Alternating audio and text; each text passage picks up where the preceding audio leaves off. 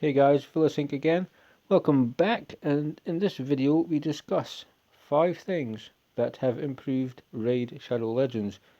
Improved, you say? Improved indeed. You question, has anything got better? Well, yes it has. If you played the game a long time ago, you would know that it was level 60, dungeons were 15 before they were 20, never had the forge, never had a lot of other things in the game that make it easier just to kind of run your account. So we're going to look through a few of those things today and have some fun with it. So, the number one thing on the list, not in any certain order, that improved Raid Shadow Legends is of course the Forge. Now, if you just cross out this for a second, for a long time this Forge was a campfire that once a year got a tree put in it, or they did something for like St. Patrick's Day or something, I can't remember what it was. Terrible though. A waste of space. It did nothing. People used to have all these conspiracy theories what it was, and it was just a crappy campfire. If you want to know more about the campfire, check out Jay Giggs' video on the campfire. It's quite good. So now we'll look into the forge. Just look at what we have here. We can craft sets that we get for free. Now before this came along, you had the sets you got from campaign or you farmed dungeons. That was it.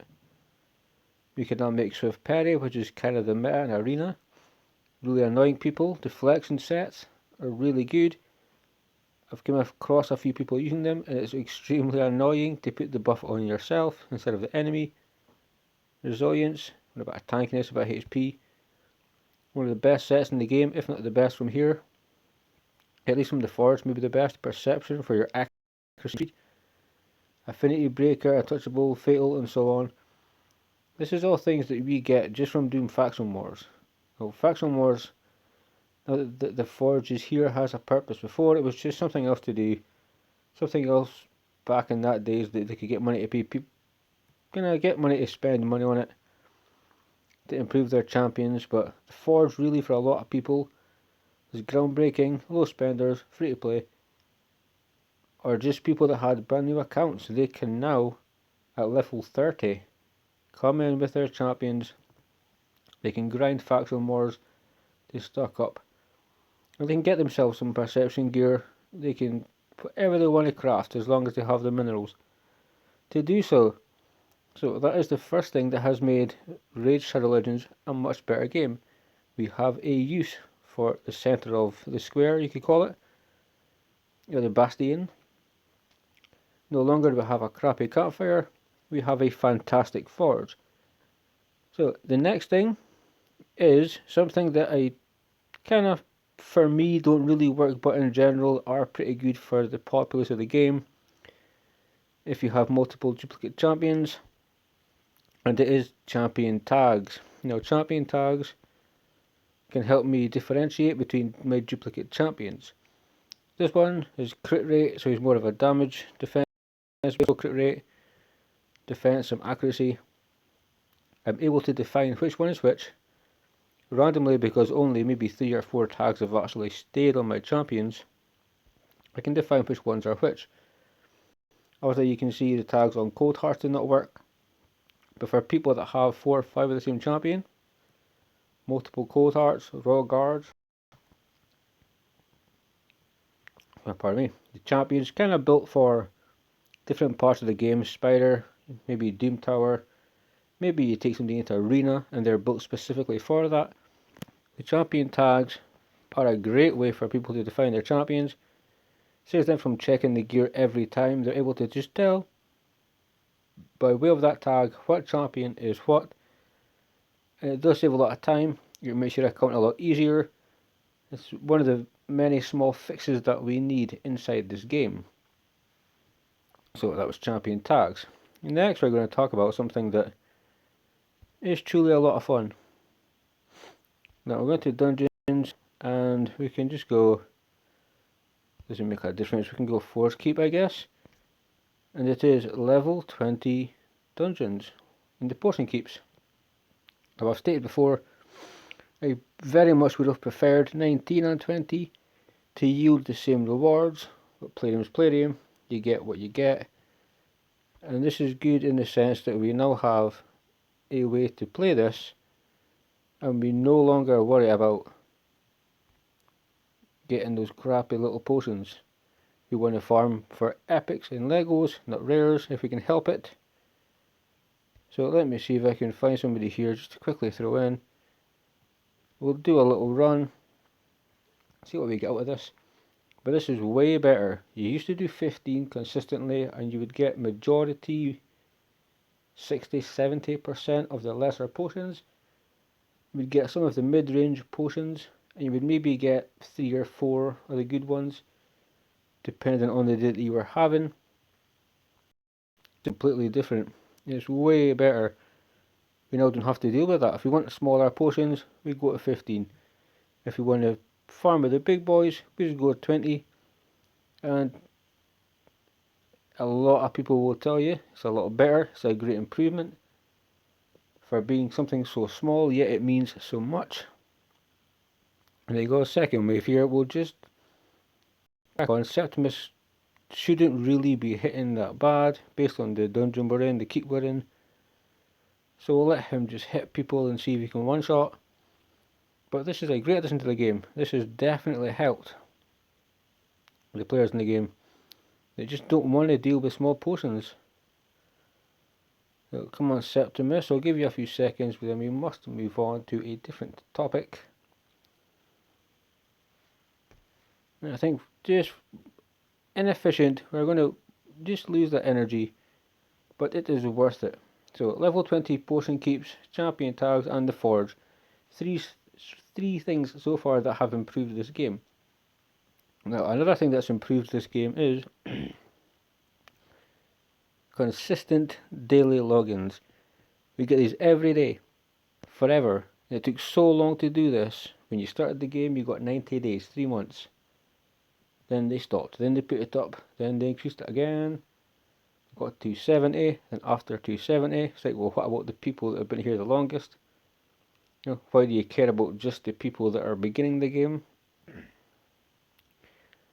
So what they did was, after Vilisink, they released the 30 days of rewards forever, which yields some pretty good rewards. It is a major step in this game. If you got past Vilisink or Sil, whatever champ it was, and it was done, you did not get any rewards. So this is a major step, and if you just joined this game, you're brand new, you've got essentially daily rewards for your entirety of the game. A lot of us never had that. We had to play the game and kind of wait for these to come out. So this is a major addition and a major help to a lot of players. Shards, energy, gems, chickens, just the type of thing that you want to get on a daily basis. The daily login rewards, Palladium did good. Foreseeable login rewards for the whole future. About time. So let's move on to the final thing that, don't get me wrong, I'm so on it. I use it now and again, but because there's faults with it, I'm only like 9%, but regardless, that is the fitting room. We can go into the fitting room and we can effectively just try on rubbish. We can say, oh, is that better? This is just for argument's sake, so we're throwing stuff on. Now if that was good pieces for this champion, we could hit equip and the cost would be there for us. It gives us an opportunity to put on this gear, look at the champion, define if we want it or not, and if we don't, we simply just tap it. They get rid of it again. Say, we don't want you, not good enough. Now this helps building your champions for wherever they need to be. Before then it would have just been a case of you had to equip it. Kind of see where the speeds lie. There would have been little changes, set pieces, gear pieces that would have been put in and out. But having a fitting room, yes, you can't see the stats that you're replacing, which is kind of poop. It's still something. It does help save silver. It can show you a build before you equip it, which I quite like. It enables me to, if I want to build a champion for factional morphs, for the spider, for dragon, pest golem, when I build a champion farmer, I can make sure I have the necessary crit damage, attack etc. that I need, or if it's a tanky champion, I can make sure I get defensive based pieces. If it's a speed champion, you know we're going all speed, like Arbiter, you know that it's speed. The very highest rolls in your speed is what she gets. Now, that is a great improvement to the game. So, ladies and gentlemen, that is 5 things that have improved Raid Shadow Legends. We have the Forge.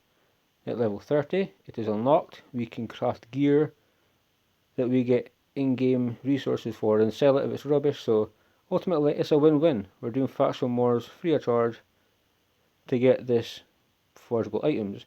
Champion tags don't work for me too great specifically, but for a lot of champions, end-game accounts are just accounts with duplicate champions.